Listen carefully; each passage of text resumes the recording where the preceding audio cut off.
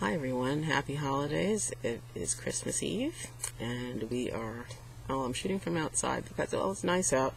Relatively speaking, it's 43 degrees, so it's chilly but tolerable. So shooting out here is just nice. Feels good after it being frigid in the teens and 20s, so nice to be outside, especially when you're in and not feeling well a lot of the time. So we went out today, and not for shopping, thank goodness. We went to PetSmart to get the dogs something for Christmas. So they're going to have some little rawhides. Otherwise, it's very quiet here. I'm glad I'm not traveling this holiday. And one of the things that has happened since my last vlog was that, two things. One, I'm staying here for the holidays because I can't travel, but two, I had a wonderful opportunity. I was invited to Washington to see the signing of the Don't Ask, Don't Tell Repeal Act. So I think that was a wonderful opportunity. Unfortunately, it was a missed opportunity because I am not yet well enough to travel. I can't lift more than 10 pounds, and long stretches, sitting down or walking incredibly long distances in airports, being pushed and pulled by people, that really was a no-no. And if nothing else, I would have probably a year or two ago chanced it, but considering how long it takes for me to recover from any surgery, I was not going to jeopardize this particular recovery because it's been pretty hard on me. But let me just say, I missed going to that terribly. There are so many people who are responsible for the repeal, such that it is at this current moment, and I wanted to be able to see them all. I mean, there are just so many people I've worked with offline and online who are responsible for this, and let me tell you, I miss you all terribly. I wish I could have been there.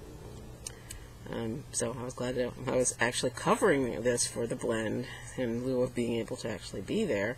We had live Twitter coverage and live, we were blogging and updating and sending out Facebook and Twitter updates. So it was really a very busy day for me, even though I was actually, if you can believe this, in my jammies in the bed. So I guess that was a stereotype brought to life. But the reason why I was off my feet was one of the reasons why I couldn't travel. Aside from my surgery recovery, as you might recall, I have insulin-dependent diabetes and fibromyalgia, and both of those have complicated my recovery more than I would have hoped. The diabetic neuropathy, which means that the nerves in my feet are permanently damaged, and they often result in sensations of burning, stabbing, to the point where it's hard to walk. And this flared up in a horrific way, and I had to actually do the blogging from the bed because getting up and walking, I had to just pick my battles as to how far I was willing to walk and feel like I was walking on a bed of nails. I've got to call into my doctor because this is not, I can't work under these circumstances, go back to work. Actually, I go back on the 3rd of January, and between the fatigue from the combination of fibromyalgia and the intermittent fatigue that you receive just from the follow-up from the operation, people ask me, well, is the recovery the 4 to 6 weeks? Well, yeah, that's technically the recovery for your wounds and incisions, but the actual hysterectomy itself, it takes, some women have said, up to 6 to 9 months for full recovery, meaning full strength, no limitations on lifting, that sort of thing. So this is going to be a long road for me, but it was definitely preferable to what was occurring before the surgery. But it has taken much more of an impact on my energy and productivity than I expected. Even with all the warnings, I guess you sort of just have to experience to know. But anyhow, I'm hoping that it doesn't have too much of an impact on a lot of the things I want to do in the new year.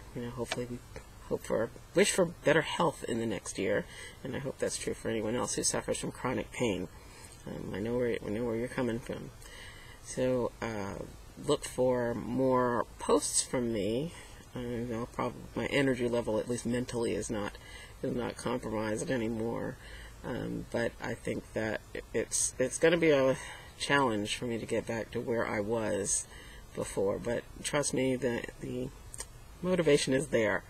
So everyone have a happy holiday, safe travels if you're not there yet, and ultra safe travels for your return, because it's going to be really hellish in airports and on the roads.